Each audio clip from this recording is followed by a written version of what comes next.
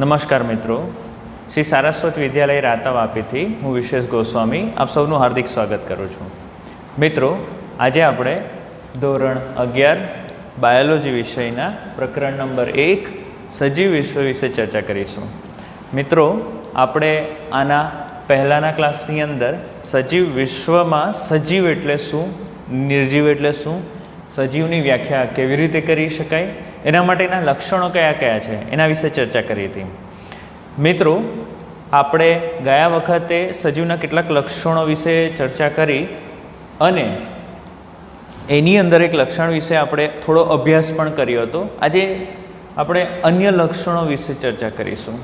તો તમે જોઈ શકો છો અન્ય લક્ષણો કયા કયા: વૃદ્ધિ, ચયાપચય, સજીવોમાં સંપૂર્ણ ગુણધર્મ તરીકે સભાનતા અને શરીરમાં થતી આંતરક્રિયાઓ.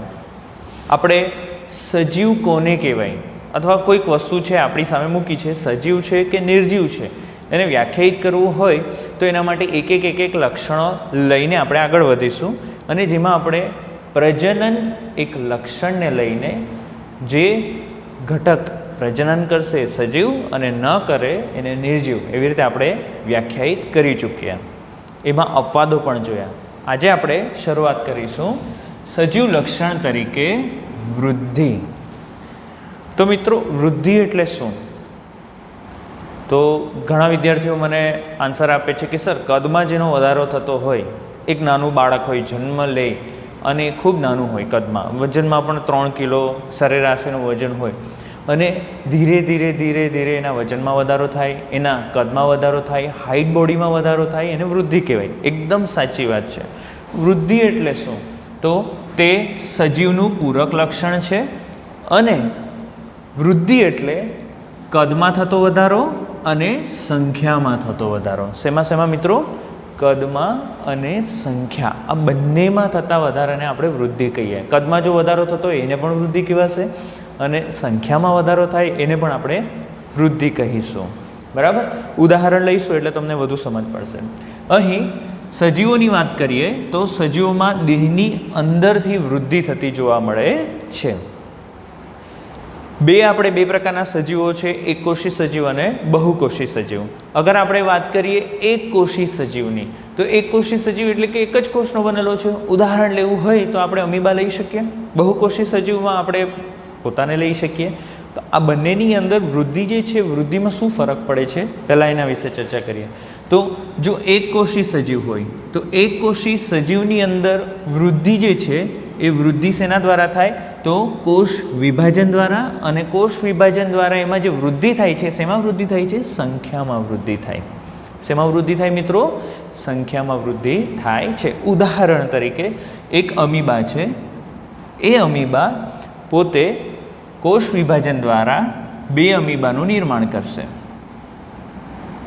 બરાબર? તો કેટલી અમીબા થઈ? 1 ની 2 થઈ. તો અહીં સંખ્યામાં વધારો થયો અને આ પ્રક્રિયા શેના દ્વારા થઈ? કોષ વિભાજન દ્વારા. તો મિત્રો, આપણે લાસ્ટ ટાઈમ ચર્ચા કરી હતી કે એકકોષી સજીવની અંદર આને આપણે વૃદ્ધિ કહીએ કે પછી કોષ વિભાજન એટલે પ્રજનન પણ થયું, કારણ કે તમે જોઈ શકો છો કે 2 અલગ અલગ કોષો બન્યા. તો આને વૃદ્ધિ કેવું કે પ્રજનન કેવું, એ થોડુંક સમજવું અને સમજાવવું જટિલ છે, કન્ફ્યુઝિંગ છે. બરાબર? પરંતુ આપણે આજે વૃદ્ધિની વાત કરીએ છીએ તો એક કોષી સજીવમાં વૃદ્ધિ એટલે શું? તો સંખ્યામાં વધારો. અને સંખ્યામાં વધારો શેના દ્વારા થાય? કોષ વિભાજન દ્વારા. શેના દ્વારા થાય મિત્રો? કોષ વિભાજન દ્વારા. અહીં જો તમારે એક કોષી સજીવની સંખ્યાની ગણતરી કરવી હોય તો કેવી રીતે કરવાનું? તો એના માટે તમારે ચોક્કસ સંવર્ધન માધ્યમ લેવું પડે. શું લેવું પડે મિત્રો? ચોક્કસ સંવર્ધન માધ્યમ. સંવર્ધન માધ્યમ એટલે શું? અહીં લખ્યું છે સંખ્યાની ગણતરી કરવી હોય તો તેના માટે સંવર્ધન માધ્યમ લેવાનું હોય. અને આ પ્રક્રિયા ઇન વિટ્રો કરવામાં આવે. કેવી કરવામાં આવે? In vitro. તો મિત્રો, 2 શબ્દો છે, એક છે ઇન વિટ્રો અને બીજું છે ઇન વાઇવો. મિત્રો, બાયોલોજીની અંદર શબ્દો સમજશો એટલે થિયરી સમજ પડી જશે. તો ઇન વિટ્રો એટલે શું અને ઇન વિવો એટલે શું? ઇન વિટ્રો એટલે કે કોઈ બી પ્રક્રિયા આપણે શરીરની બહાર કરી રહ્યા છે. ક્યાં કરી રહ્યા છે? શરીરની બહાર. તો એને શું કહીશું આપણે? In vitro. અને કોઈ પ્રક્રિયા શરીરની અંદર થઈ રહી છે અથવા તો અંદર કરાવી રહ્યા છે, તો એને શું કહીશું આપણે? ઇન વાઇવો. બરાબર છે. તો અહીં સંવર્ધન માધ્યમની અંદર આપણે કોષને નાખીશું, એટલે કોષ એ સંવર્ધન માધ્યમને ખોરાક તરીકે ઉપયોગ કરશે અને પોતાની સંખ્યામાં વધારો કરશે.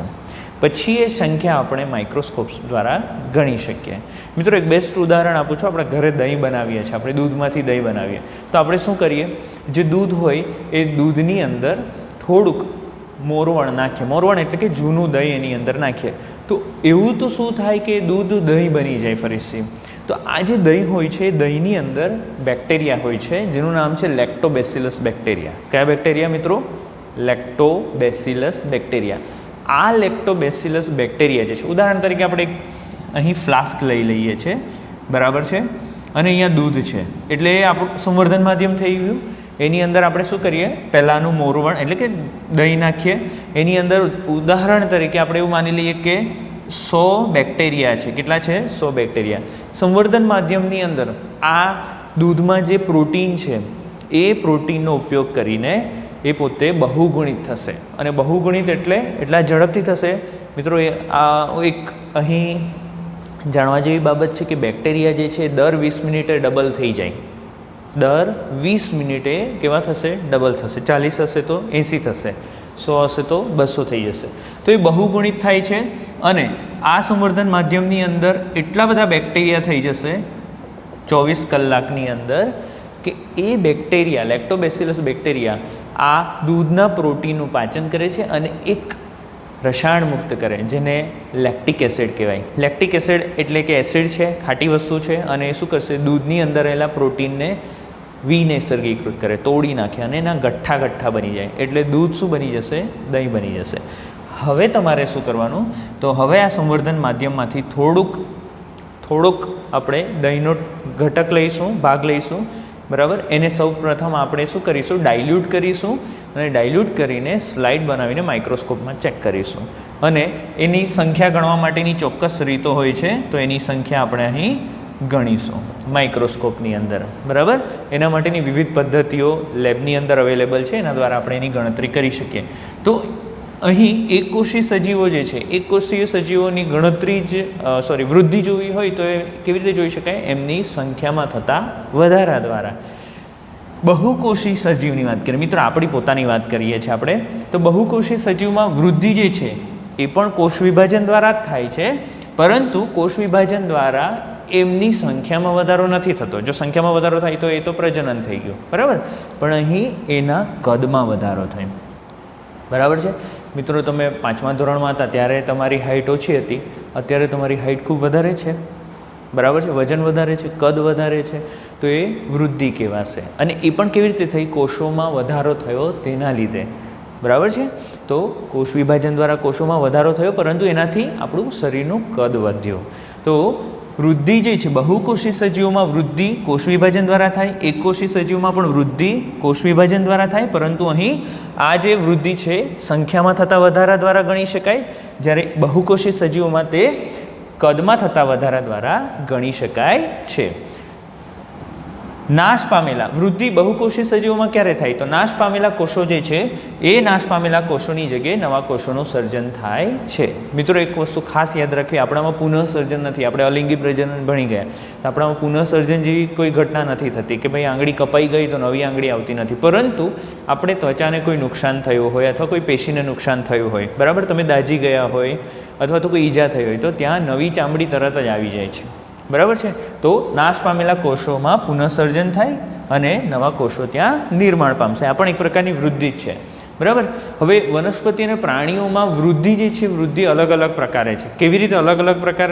તો તેમાં તફાવત શું જોવા મળે? તો મેઇન વનસ્પતિમાં વૃદ્ધિ જીવન પર્યંત ચાલ્યા કરે. તમે એક ડાળી કાપશો, બીજી ડાળી ઉગશે, બીજી ડાળી કાપશો તો બીજી ડાળી નવી ઉગશે. તો એની શાખામાં વૃદ્ધિ થયા જ કરે અને જીવન પર્યંત સુધી વનસ્પતિ વૃદ્ધિ કર્યા જ કરશે, કર્યા જ રાખશે. એવું પ્રાણીઓમાં હોતું નથી. પ્રાણીઓની વાત કરીએ તો પ્રાણીઓમાં વૃદ્ધિ જે છે મર્યાદિત ઉંમર સુધી જ હોય છે, બરાબર. હવે હું મારી વાત કરું તો નથી મારા શરીરની અંદર વૃદ્ધિ થશે નહીં, એનો મતલબ કે મારી હાઇટ હવે વધવાની નથી, મારી ઊંચાઈ હવે વધશે નહીં. એ ચોક્કસ ઉંમર સુધી વધશે અને ત્યાર પછી આગળ વધશે નહીં. તો મિત્રો તમને પ્રશ્ન થશે કે આવું કેમ? તો એ આપણા જનીનોની અંદર છે. આપણા જનીનોની અંદર ઇનબિલ્ડ છે કે આપણી વૃદ્ધિ ચોક્કસ ઉંમર સુધી જ થાય છે, ત્યાર પછી એ થતી નથી. તો આ મુખ્ય તફાવત છે મિત્રો, યાદ રાખો. શું? વનસ્પતિમાં વૃદ્ધિ જીવન પર્યંત, જ્યારે પ્રાણીઓમાં વૃદ્ધિ મર્યાદિત ઉંમર સુધી. મૃત સજીવો જે છે એ મૃત સજીવ ક્યારે પણ વૃદ્ધિ પામતો નથી. એક વ્યક્તિ, એક સજીવ મૃત્યુ પામી ગયો, તમે આજે આપણે અહીં દૂધની અંદર મોરવણ નાખ્યું હતું, બરાબર, અને ત્યાર પછી એ દૂધને ગરમ કરી નાખો અને પછી રવા દો, ક્યારે પણ એ દહીં બનશે નહીં. કેમ? કારણ કે એની અંદરના જે બેક્ટેરિયા હતા એ બેક્ટેરિયાને આપણે ગરમ કરીને મારી નાખ્યા, પછી એમાં સંખ્યામાં વધારો થશે નહીં, લેક્ટિક એસિડ નહીં બનશે અને દહીં નહીં બનશે. તો તમે ગરમ દૂધની અંદર જો મોરવણ નાખી દેશો તો ક્યારેય દહીં બનશે નહીં. તેવું જ મિત્ર અહીંયા કીધું છે કે મૃત સજીવ વૃદ્ધિ પામતા નથી. તો આપણે એવું કહી શકીએ, જે રીતે પ્રજનન માટે કીધું હતું કે જે પ્રજનન કરે એ સજીવ, ન કરે નિર્જીવ. તો એવું અહીંયા કહી શકીએ આપણે કે જે વૃદ્ધિ કરે સજીવ અને જે વૃદ્ધિ ન કરી શકે નિર્જીવ. હવે આપણે પાછું યાદ કરવું પડશે. શું? વૃદ્ધિ એટલે કદમાં વધારો અથવા સંખ્યામાં વધારો. તો મિત્રો આપણી પાસે એવા પણ એક્ઝામ્પલ છે, લાઈક અહીંયા લખ્યું છે પર્વત, શિલાખંડો અને રેતીના ઢગલાઓ જે છે એ પર્વત, શિલાખંડો અને રેતીના ઢગલાઓ પણ કદમાં વધારો કરે છે. તો કદમાં વધારો ઇઝ ઇક્વલ ટુ વૃદ્ધિ. વૃદ્ધિ ઇઝ ઇક્વલ ટુ એટલે આપણે પર્વત, શિલાખંડો અને ઢગલાને શું સજીવ કહીશું? નહીં, આપણે સજીવ કહી શકીએ નહીં. તો આવા અપવાદો જોવા મળે છે જે પોતાના કદમાં વધારો કરે છે. પર્વતો, રેતીના ઢગલા, ધૂળની ડમરીઓ એના ઉપર બેસશે અને એના કદમાં વધારો થશે, બરાબર ને? એને આપણે વૃદ્ધિ કહી શકીએ નહીં. એટલે દરેક જગ્યાએ આપણને અપવાદ મળશે. એટલે ફક્ત એક જ લક્ષણ દ્વારા આપણે સજીવ છે કે નિર્જીવ છે એને વ્યાખ્યાયિત કરી શકીએ નહીં. ત્યાર પછી એક બીજો ગુણધર્મ લઈએ, ચયાપચય, બરાબર.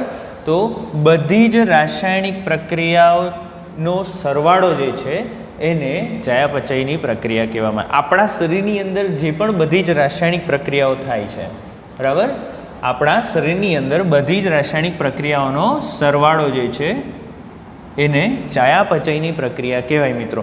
તો ચયાપચય એટલે શું? સૌપ્રથમ તો આપણે એ સમજવું પડે. તો મિત્રો ચયાપચય એટલે કે એ બે ભાગમાં વિભાજિત થાય, ચય અને અપચય. ચાલો, તો સૌથી પહેલાં આપણે જોઈશું ચય એટલે શું, બરાબર. અને ઇંગ્લિશમાં ચયાપચયને મેટાબોલિઝમ કહેવાય. શું કહેવાય? મેટાબોલિઝમ. એને આપણે ફરીથી સંધિ છોડીએ તો ચય એટલે એનાબોલિઝમ અને અપચય એટલે કેટાબોલિઝમ. તો ચય પ્રક્રિયા એટલે શું? તો કોઈ પણ ઘટકનું નિર્માણ થવું, બરાબર, લખું છું અહીંયા, ઘટકનું નિર્માણ. અને કોઈ બી ઘટક નિર્માણ થાય એટલે એ પ્રક્રિયા દરમિયાન શક્તિનો સંગ્રહ થાય. શું થાય મિત્રો? શક્તિનો સંગ્રહ થાય, બરાબર છે. આને ચયની પ્રક્રિયા કહેવાય. શું કહેવાશે? આને ચયની પ્રક્રિયા, બરાબર છે.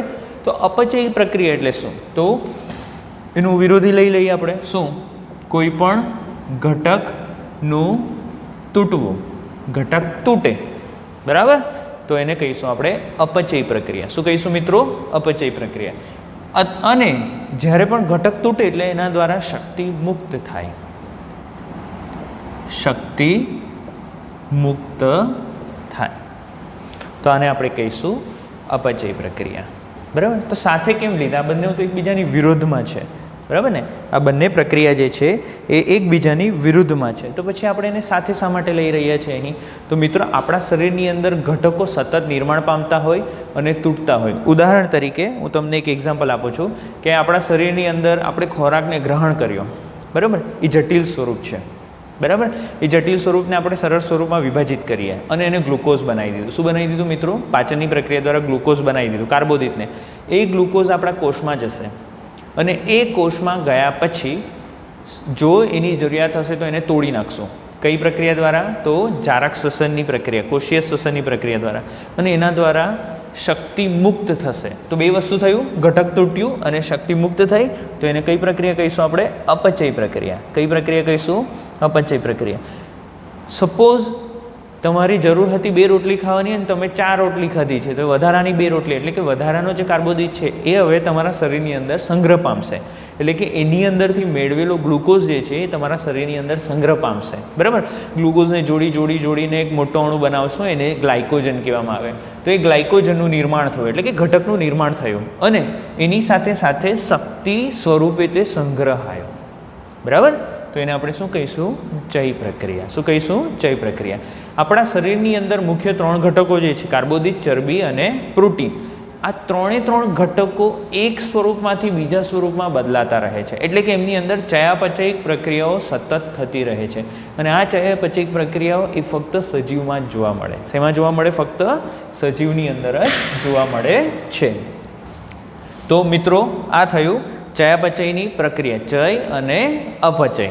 બરાબર છે. બધા સજીવ રસાયણના બનેલા છે અને ચયાપચયની ક્રિયા દર્શાવે છે. દરેક સજીવની અંદર વિવિધ રસાયણો આવેલા છે. કાર્બોદિત, પ્રોટીન, ચરબી, અન્ય ઘટકો આવેલા હોય છે અને તે ચયાપચયની પ્રક્રિયા દર્શાવે છે. શરીરમાં ઘટકો એક સ્વરૂપથી બીજા સ્વરૂપમાં બદલાતા રહે છે. બરાબર છે. તેઓ સતત એક સ્વરૂપથી બીજા સ્વરૂપમાં બદલાતા રહે. હમણાં જ મેં તમને એક્ઝામ્પલ આપ્યું. બરાબર, કાર્બોદિતનો સ્ટાર્ચ છે, સ્ટાર્ચનું ગ્લુકોઝમાં, ગ્લુકોઝનું ફરીથી ગ્લાયકોજનમાં, પ્રોટીનનું પણ આપણે કાર્બોદિતમાં રૂપાંતરિત કરી શકીએ. બરાબર છે. ઘટકો એકબીજામાંથી એક સ્વરૂપમાંથી બીજા સ્વરૂપમાં જરૂરિયાત પ્રમાણે આપણા બદલાતા રહે. એને ચયાપચયની પ્રક્રિયા દ્વારા તે શક્ય બને. સજીવ એકકોષી હોય કે બહુકોષી, બરાબર, એની અંદર હજારોની સંખ્યામાં ચયાપચયિક પ્રક્રિયાઓ થતી હોય છે. પાચનની પ્રક્રિયા, ચયાપચયિક પ્રક્રિયા, શ્વસન, ઉત્સર્જન, પરિભ્રમણ, બરાબર, આ બધી જ પ્રક્રિયાઓ જે છે, બધી જ પ્રક્રિયાઓમાં ચયાપચય સતત થતું રહે છે. ઇન વિટ્રો એટલે આપણે હમણાં જ ચર્ચા કરી. બરાબર ને, ઇન વિટ્રો એટલે શરીરની બહાર. તો ઇન વિટ્રો એટલે કોષમુક્ત પ્રક્રિયાનું જો નિરીક્ષણ કરવું હોય આપણે, બરાબર, તો એ ક્યાં થતું હોય? ફોર એક્ઝામ્પલ, હું એમ કહું છું અત્યારે કે 10મા ધોરણની અંદર આપણે એક અભ્યાસ કર્યો હતો કે તમે સ્ટાર્ચનું દ્રાવણ બનાવ્યું હતું. શેનું દ્રાવણ બનાવેલું હતું? ટેસ્ટ ટ્યુબની અંદર સ્ટાર્ચનું દ્રાવણ બનાવેલું. બરાબર, અને એ સ્ટાર્ચના દ્રાવણની અંદર આપણે લાળ રસ ઉમેરેલો અને લાળ રસ ઉમેર્યા પછી આપણે પ્રક્રિયા થવા દીધી અને ત્યાર પછી એની અંદર આયોડીન નાખ્યું. બરાબર, આયોડીન નાખ્યા પછી જોયું કે હવે સ્ટાર્ચ છે કે નહીં. તો સ્ટાર્ચ ત્યાં હાજર નહીં હતો એટલે આપણને કોઈ ભૂરો રંગ નહીં મળેલો. બરાબર, આ જે પ્રક્રિયા છે ખરેખર ક્યાં થાય? તો આપણા મુખની અંદર થાય. બરાબર ને, આપણે ભણી ગયા છે કે ખોરાકના પાચનની શરૂઆત મુખમાં થાય છે. તો ખોરાકના પાચનની શરૂઆત મુખમાં કેમ થાય? કારણ કે આપણા લાળ રસની અંદર અમાઇલેઝ નામનો ઉત્સેચક આવેલો હોય. તો આ એક ચયાપચયિક પ્રક્રિયા થઈ અને શરીરની અંદર થતી હતી, પરંતુ આપણે ક્યાં કરીએ? અભ્યાસ કરવા માટે શરીરની બહાર ટેસ્ટ ટ્યુબમાં કરી. ઓકે, તો ઇન વિટ્રો કોષમુક્ત પ્રક્રિયાનું નિરીક્ષણ જે છે એ નિરીક્ષણ આપણે શરીરની બહાર કરીએ છીએ. બરાબર, તો અહીં નિર્જીવ ઘટકો ક્યારે પણ ચયાપચય કરતા નથી, પરંતુ આપણે જે ટેસ્ટ ટ્યુબમાં પ્રક્રિયા કરી, તો શું આપણે ટેસ્ટ ટ્યુબને સજીવ કહીશું? આપણે ટેસ્ટ ટ્યુબને સજીવ કહી શકીએ? આપણે નહીં, ટેસ્ટ ટ્યુબ સજીવ નથી, પરંતુ એ એક જીવન પ્રક્રિયા તરીકે ચોક્કસથી આપણે લઈ શકીએ છીએ. એટલે કે ઇન વિટ્રો એ એકલી ચયાપચય ક્રિયાઓ જીવંત વસ્તુ નથી દર્શાવતા, પરંતુ એ જૈવિક ક્રિયા છે એવું દર્શાવે છે.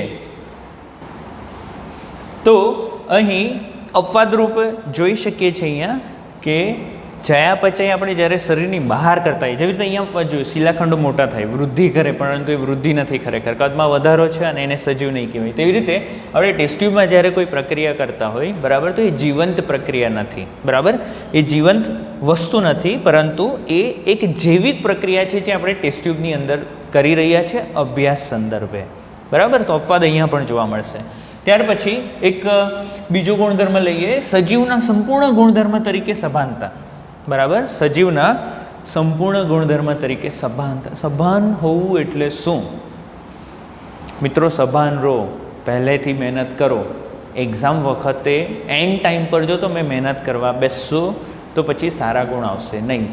બરાબર, આ એક પ્રકારની સભાનતા છે કે પહેલેથી જ તૈયારી કરીએ, પહેલા દિવસથી તૈયારી કરીશું તો એક્ઝામમાં સારામાં સારું પરફોર્મ કરી શકીએ, સારી રીતે પરફોર્મ કરી શકીએ અને ખૂબ સારા માર્ક્સ આવે. બરાબર, આ એક સજીવનો ગુણધર્મ છે. અને અહીંયા એવું કીધું છે કે તે સંપૂર્ણ ગુણધર્મ છે સભાનતા. બરાબર, કેવી રીતે તે આપણે જોઈએ તો પર્યાવરણ પ્રત્યે અનુભૂતિના અસ્વીકારની અનુભૂતિના આવિષ્કારની ક્ષમતા અને પર્યાવરણીય ઉત્તેજનાઓ સામે પ્રતિક્રિયા દરેક સજીવ દર્શાવે છે. સજીવની અંદર તે પર્યાવરણ પ્રત્યે અનુભૂતિ દર્શાવે. ઠંડી લાગે, ગરમી લાગે, વરસાદ છે, આપણે આ બધી વસ્તુઓ અનુભૂતિ કરીએ, અનુભવ કરીએ. બરાબર, અને પર્યાવરણીય ઉત્તેજનાઓ, તો ઉત્તેજના એટલે શું? ઠંડી લાગવી એ ઉત્તેજના છે, પ્રકાશ પડવો એ પણ એક ઉત્તેજના છે, પાણીની હાજરી એ ઉત્તેજના છે. આ બધી ઉત્તેજનાઓ કહેવાય. મચ્છર કરડ્યો એ પણ એક પ્રકારની ઉત્તેજના છે. તો આ ઉત્તેજનાઓ સામે આપણે શું કરીએ? પ્રતિક્રિયા આપીએ છીએ. મિત્રો, તમે ક્લાસરૂમમાં બેઠા હોય, શિક્ષક ભણાવી રહ્યો હોય અને પાછળથી કોઈ તમને બોલપેન મારે, ટચ કરે, બરાબર, એ ઉત્તેજના થઈ, સ્પર્શની ઉત્તેજના. તો તમે પ્રતિક્રિયા આપશો, પાછળ ફરશો, બરાબર, એને ઇશારો કરશો કે ભાઈ શું છે, શું કામ હેરાન કરો છો? તો દરેક જો સજીવ હોય ને તો આ પ્રતિક્રિયા આપે. તમે બેન્ચને પિન મારશો તો બેન્ચ તમને પ્રતિક્રિયા આપશે નહીં. કેમ? કારણ કે બેન્ચ શું છે? નિર્જીવ છે. તો એટલે જ કીધું છે કે ઉત્તેજના સામે પ્રતિક્રિયા દર્શાવે છે. અનુભૂતિ જે છે એ અનુભૂતિ આપણે કેવી રીતે કરી શકીએ? તો એના માટે આપણી પાસે વિવિધ સંવેદી અંગો છે. જુદા જુદા સજીવોની અંદર જુદા જુદા સંવેદી અંગો જોવા મળે. ઉદાહરણ તરીકે મનુષ્યની વાત કરીએ તો મનુષ્યમાં સંવેદી અંગો કયા કયા છે? આંખ છે, બરાબર, ત્યાર પછી ત્વચા છે, જીભ છે, કાન છે. આ બધા આપણા સંવેદી અંગો કહેવાય. શું કહેવાય મિત્રો? સંવેદી અંગો, જેના દ્વારા આપણે વિવિધ પર્યાવરણીય ઉત્તેજનાઓની અનુભૂતિ કરીએ. એની સામે જ્યારે આપણે પ્રતિક્રિયા આપીએ તો તે ભૌતિક પણ હોય, રાસાયણિક પણ હોઈ શકે, જૈવિક પણ હોઈ શકે. કોઈ પિન મારી અને તમે પાછળ ફર્યા, બરાબર છે, ઓકે, અથવા તમે એને માર્યું, ભૌતિક પ્રક્રિયા થઈ. રાસાયણિક પ્રક્રિયા એટલે શું? તો આપણા શરીરની અંદર વિવિધ રાસાયણિક પ્રક્રિયાઓ થાય છે. તમે એક તમારું ભાવતું વ્યંજન તમે જોયું અથવા એની સ્મેલ આવી અને મોઢામાં, તમારા મોઢાની અંદર લાળ રસનો સ્ત્રાવ થયો, લાળ ટપકવી જેને કહેવાય, એક પ્રકારની પ્રક્રિયા છે. તો એ રાસાયણિક પ્રક્રિયા થઈ. શરીરમાં પાચનની પ્રક્રિયાઓ, અન્ય ઘણી બધી પ્રક્રિયાઓ છે જે સજીવ દ્વારા થઈ. તો ઘણી બધી જૈવિક પ્રક્રિયાઓ પણ આપણે કરીએ છીએ, બરાબર. તો પ્રતિક્રિયા ભૌતિક પણ હોઈ શકે, રાસાયણિક અથવા તો જૈવિક પણ હોઈ શકે. આદિ કોષ કેન્દ્રી હોય કે શું કોષ કેન્દ્રી હોય, દરેકે દરેક સજીવ પર્યાવરણના ઈશારા પ્રત્યે અનુભૂતિ અને પ્રતિક્રિયા દર્શાવે છે. આ એક સજીવની લાક્ષણિકતા છે. પરિબળો, તો ભાઈ ઉત્તેજના કોણ કોણ દર્શાવી શકે? બરાબર, ઉત્તેજનાઓ કોણ કોણ આપણા શરીરની અંદર પ્રગટ કરી શકે, ઉત્પન્ન કરી શકે? તો કઈ કઈ ઉત્તેજનાઓ કોને કહેવાય? તો પ્રકાશ એક પ્રકારની ઉત્તેજના છે મિત્રો, બરાબર. વધુ પ્રકાશ હોય આપણા આંખ ઉપર પડે તો આપણે આંખ નાની કરી નાખીએ, બરાબર છે, અથવા આપણા આંખની કીકી નાની થઈ જાય. ઓછો પ્રકાશ હોય તો કીકી મોટી થાય, બરાબર. તો પ્રકાશ, આપણી શું વાત કરીએ? વનસ્પતિઓની વાત કરીએ તો વનસ્પતિ પણ પ્રકાશની દિશામાં પોતાની વૃદ્ધિ કરે છે, કારણ કે એને પ્રકાશ સંશ્લેષણ માટે પ્રકાશ જોઈતો હોય ને મિત્રો, બરાબર. તો પ્રકાશ, ત્યાર પછી પાણી. પાણીની વાત કરીએ તો વનસ્પતિ છે, વનસ્પતિના મૂળ તંત્રો જે છે એ જમીનમાં પાણી તરફ વૃદ્ધિ કરે, બરાબર, જેને જલાનુવર્તન કહેવાય. દહન જલાનુવર્તન, આ વર્તનની પ્રક્રિયા 10મા ધોરણમાં ભણ્યા છે આપણે. ત્યાર પછી તાપમાન, ત્યાર પછી અન્ય સજીવો પણ પરિબળ તરીકે એટલે કે ઉત્તેજના સ્વરૂપે હોઈ શકે, અને વિવિધ પ્રદૂષકો, બરાબર. તો અહીં પરિબળો કયા કયા કીધા છે? પ્રકાશ, પાણી, તાપમાન, અન્ય સજીવો અને પ્રદૂષકો, બરાબર. આ બધી ઉત્તેજના થઈ. એ ઉત્તેજનાની સામે આપણે અનુભૂતિ, આ બધી અનુભૂતિ છે એની આવિષ્કારની ક્ષમતા ધરાવીએ, અને તેની સામે દરેકે દરેક સજીવ ચોક્કસ પ્રતિક્રિયા આપે. આપણને ઠંડી લાગે, બરાબર, ઠંડુ વાતાવરણ એટલે તાપમાન થયું, એના પ્રત્યે આપણે એને અનુભવી શકીએ, ઠંડીને અનુભવી શકીએ, અને તરત જ આપણું બોડી શિવર કરશે, એટલે ધ્રુજશે. મિત્રો, એ ધ્રુજારી જે છે મહત્ત્વની છે, કારણ કે આપણા શરીરમાં જ્યારે ધ્રુજારી અનુભવાય ને એ સમય દરમિયાન શક્તિનો વપરાશ થાય, અને જ્યારે પણ આપણા શરીરમાં શક્તિ ઉત્પન્ન થતી હોય ને ત્યારે ઉષ્મા બી ઉત્પન્ન થાય. ઉષ્મા ઉત્પન્ન થાય એટલે આપણા શરીરનું તાપમાન જળવાઈ રહે, બરાબર. ચાલો, જ્યારે તમને ગરમી લાગતી હોય, બહાર તાપમાન ખૂબ વધારે છે, એ સમય દરમિયાન આપણા શરીરનું તાપમાન ન વધે, જળવાઈ રહે, એના માટે આપણે શું કરીએ? પરસેવો પડે, બરાબર. આ ઉત્તેજનાઓ સામે આપણું શરીર જે છે પ્રતિક્રિયા દર્શાવે. કેટલીક ઋતુ સંવર્ધિત વનસ્પતિઓ અને પ્રાણીઓ જે છે એ પ્રજનન ચોક્કસ પ્રકાશ અવધિમાં જ કરે છે, ચોક્કસ પ્રકાશ અવધિમાં જ કરે છે. બરાબર. તમે મિત્રો જાણો છો અત્યારે સિઝન શેની છે? તો એકચ્યુઅલી તો સિઝન હવે ગઈ એમ કહેતો હવે ચાલે, પણ ઘણા ખાય છે, કેરી ખાઈએ છીએ આપણે મિત્રો. તો કેરી જે છે, કેરીની સિઝન ઉનાળાની જ હોય. એ તમને શિયાળામાં કે ચોમાસુનો અંત હોય ત્યારે ક્યારે પણ ખાવા મળતી નથી. કેમ? કારણ કે જે આંબો વનસ્પતિ છે, આંબો વનસ્પતિ પ્રજનનની પ્રક્રિયા એટલે કે એના ઉપર પુષ્પો ખીલવા, એ પુષ્પોની અંદર ફલનની પ્રક્રિયા થવી, એ બધી પ્રક્રિયા ક્યારે થશે? તો શિયાળો જે છે શિયાળાના અંત ભાગ સુધીમાં થાય. બરાબર. શિયાળો શરૂઆત થાય ત્યાંથી પ્રક્રિયા ચાલુ થાય અને અંત ભાગ સુધીમાં પૂર્ણ થાય. મોર આવવા એટલે કે આંબાના ઝાડ ઉપર મોર આવવા, બરાબર, એ ચોક્કસ ઋતુમાં જ થાય છે, 12 માસ થતા નથી. બરાબર. જંગલીઓ પ્રાણીઓની વાત કરીએ તો એ જંગલી પ્રાણીઓ પણ તમે જોયું હશે કે ચોક્કસ ઋતુમાં જ પ્રજનનની પ્રક્રિયા કરે છે અને ઈંડા મૂકે છે. અપવાદ રૂપે આપણે મરઘીની વાત નથી કરતા, કારણ કે આપણે પૈસા માટે આપણે એમને ચોક્કસ હોર્મોન આપીને પ્રક્રિયાઓ કરાવીએ છીએ, પરંતુ જનરલી જે જંગલી પ્રાણીઓ છે ચોક્કસ ઋતુમાં જ પ્રજનનની પ્રક્રિયા કરે, કારણ કે તેઓ પ્રકાશ અવધિ ઉપર નિર્ભર કરે છે, ચોક્કસ પ્રકાશ ઉપર, તાપમાન ઉપર નિર્ભર કરે છે આ બધી પ્રક્રિયાઓ.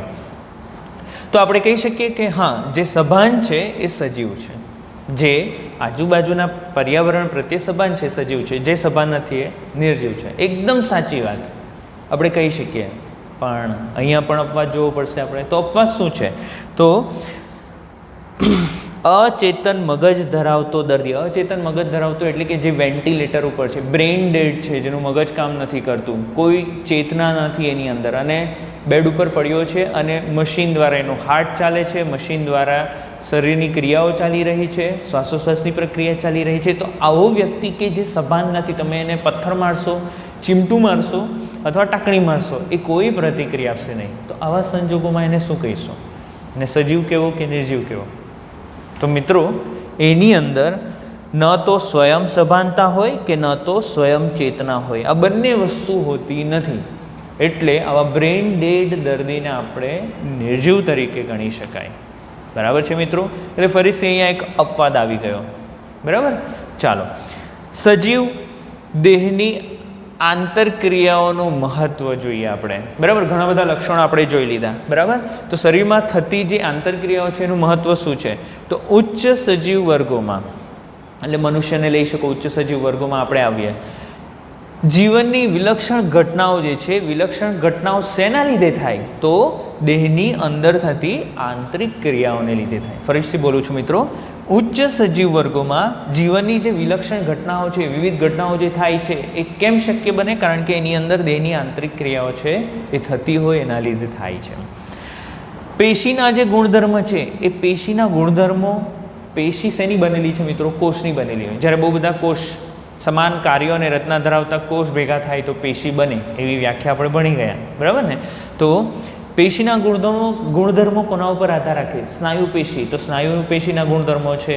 બરાબર. સંયોજક પેશીના ચોક્કસ ગુણધર્મો છે. ત્યાર પછી અધિસ્તરીય પેશી જે છે, અધિચ્છદીય પેશી, એના ચોક્કસ ગુણધર્મો છે. તો પેશીના ગુણધર્મો કોષોના બંધારણો પર આધાર નથી રાખતા, પરંતુ કોષની આંતરક્રિયાઓના પરિણામ ઉપર આધાર રાખે છે. કોષની અંદર જે ક્રિયાઓ થાય છે એના ઉપર તે આધાર રાખે છે. એટલે કે ઉદાહરણ આપો, સ્નાયુ પેશીની વાત કરું તો સ્નાયુ પેશી જે છે એ સ્નાયુ પેશીનો ગુણધર્મ શું છે? સંકોચન અને વિકોચન કરવાનું, જેના દ્વારા આપણે હલનચલન અને પ્રચલન કરી શકીએ. તો એ ગુણધર્મ કોષના બંધારણ ઉપર આધાર નથી રાખતો, તે કોષની અંદર થતી આંતરક્રિયાઓના ઉપર આધાર રાખે છે. કોષનું લક્ષણ વાત કરીએ તો કોષનું લક્ષણ અથવા કોષનું ગુણધર્મ છે એ તેની અંગિકાઓના બંધારણના લીધે નથી. બરાબર. જેવી રીતે કોષના બંધારણ ઉપર નહીં હતું, તેવી રીતે કોષનું લક્ષણ એ તેની અંગિકાના બંધારણને લીધે નથી, પરંતુ અંગિકાઓમાં રહેલા આણ્વીય ઘટકોની પ્રક્રિયાઓના પરિણામ છે. બરાબર છે મિત્રો? તો સજીવની વ્યાખ્યા કરવી હોય તો તમારે કયું લક્ષણ લેવું? હજુ પણ આપણે કન્ફ્યુઝ છે કે ભાઈ વૃદ્ધિ કરે એને આપણે સજીવ કહીશું, પ્રજનન કરે એને આપણે સજીવ કહીશું, ત્યાર પછી સભાનતા હોય એને આપણે સજીવ કહીશું. વ્યાખ્યા કેવી રીતે કરવી? તો મિત્રો જેવી રીતે આપણે પંખાની વ્યાખ્યા કરેલી હતી કે બધા જ ગુણધર્મો લઈ લઈતા, બરાબર. 3 પાંખ હોય, હવા ફેંકે, ઇલેક્ટ્રિસિટી દ્વારા ચાલે, તે એક યંત્ર છે, બરાબર.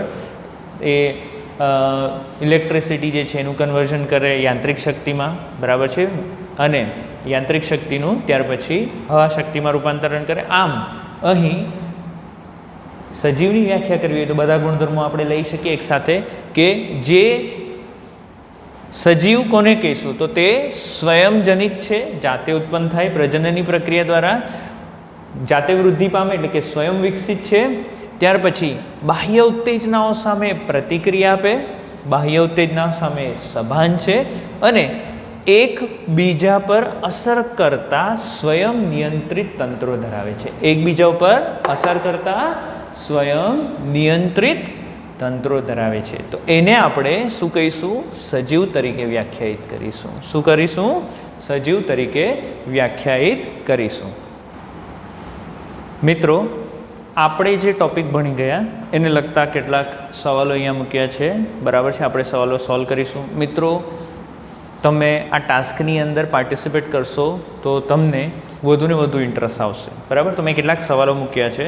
સવાલો વાંચીને તમે આન્સર લખવા માટે વિડીયો પોઝ કરી શકો અને ત્યાર પછી મારી સાથે તમારા જે જવાબો છે એ જવાબો ક્રોસ વેરીફાઈ કરી શકો છો, ચેક કરી શકો છો. પહેલો પ્રશ્ન, સજીવ પુખ્ત વયે પોતાના જેવા સજીવ ઉત્પન્ન કરે, આ પ્રક્રિયા જે છે આ પ્રક્રિયાને ખાલી જગ્યા કહેવાય, બરાબર. બીજો પ્રશ્ન, ખાલી જગ્યા પુનઃ સર્જન દ્વારા અલિંગી પ્રજનન દર્શાવે છે, બરાબર. અલિંગી પ્રજનનમાં પુનઃસર્જન આપણે પ્રક્રિયા ભણી ગયા છે. એ કયા પ્રાણીમાં જોવા મળે એ ઉદાહરણ લખવાનું છે તમારે. મિત્રો, મેં તમને કીધું હતું કે એમાંથી જોડકા પણ પૂછી શકાય. ચયાપચય એટલે શું? વ્યાખ્યા લખો, બરાબર. ત્યાર પછી પ્રાણીઓમાં પ્રતિક્રિયા માટે કયા કયા પરિબળો જવાબદાર છે, બરાબર. એટલે કે કઈ કઈ ઉત્તેજનાઓ છે, ઉત્તેજનાના પ્રકાર લખો કે જેની સામે પ્રાણીઓ ચોક્કસ પ્રતિક્રિયા દર્શાવે, અને પેશીના ગુણધર્મો શેના ઉપર આધાર રાખે છે. તો મિત્રો, તમે અત્યારે પોઝ કરી શકો છો વિડીયોને અને ફટાફટ આન્સર તમારા લખી શકો છો. ઓકે, ચાલો આપણે જવાબ ચર્ચા કરી લઈએ. સજીવ પુખ્ત વયે પોતાના જેવા સજીવો ઉત્પન્ન કરે તો એને આપણે વૃદ્ધિ નહીં કહીએ, બરાબર છે, સભાનતા પણ નહીં કહીએ, પરંતુ શું કહીએ? કઈ પ્રક્રિયા કહીશું? પ્રજનન. પ્રજનનની પ્રક્રિયા દ્વારા એ પોતાના જ જેવા નવા સજીવો ઉત્પન્ન કરે છે. ખાલી જગ્યા પુનઃસર્જન દ્વારા અલિંગી પ્રજનન દર્શાવે. તો અલિંગી પ્રજનન પુનઃસર્જન એટલે મેં તમને એક ઉદાહરણ આપ્યું હતું કે આંગળી કપાઈ જાય તો નવી આંગળી આવે, એને પુનઃસર્જનની પ્રક્રિયા કહેવાય. એવું આપણામાં નથી થતું, પણ પ્લેનેરિયા જેવા પટ્ટીકૃમિ કહેવાય. પ્લેનેરિયા એટલે પ્લેનેરિયા જેવા જે નિમ્ન કક્ષાના પ્રાણીઓ છે એની અંદર આ પુનઃસર્જન જોવા મળે છે. ચયાપચય પ્રક્રિયા એટલે શું? ચયાપચય એટલે કે તે બે પ્રક્રિયાઓનો સરવાળો છે, ચય અને અપચય, કે જેમાં ચય પ્રક્રિયા એટલે કે ઘટકનું નિર્માણ થવું અને આ પ્રક્રિયા દરમિયાન શક્તિ સંગ્રહ પામવી, બરાબર. અને અપચય એટલે કે ઘટક તૂટવું અને તેના દ્વારા શક્તિ મુક્ત થવી, બરાબર છે. પ્રાણીઓમાં પ્રતિક્રિયા માટે કયા કયા પરિબળો જવાબદાર છે, બરાબર. તો આપણે ચર્ચા કરી છે પ્રકાશ, પાણી, ત્યાર પછી અન્ય સજીવો, તાપમાન, પ્રદૂષકો, બરાબર. આ વિવિધ પરિબળો સામે આપણે પ્રતિક્રિયા આપીએ છીએ, સભાન છીએ. પેશીના ગુણધર્મો શેના ઉપર આધાર રાખે? તો પેશીના જે ગુણધર્મો છે એ પેશીના ગુણધર્મો તેમાં રહેલા કોષોના બંધારણ ઉપર આધાર રાખતું નથી. તો તેમાં રહેલા કોષો વચ્ચે થતી ક્રિયાનું પરિણામ છે. એટલે કે આન્સર આવશે તમારો આ, બરાબર છે. ઓકે, તો મિત્રો આજે આપણે એક ટૉપિક પૂર્ણ કરીએ છીએ. નેક્સ્ટ ટાઈમ આપણે નવા ટૉપિક સાથે ખૂબ જલ્દી મળીશું. Thank you so much.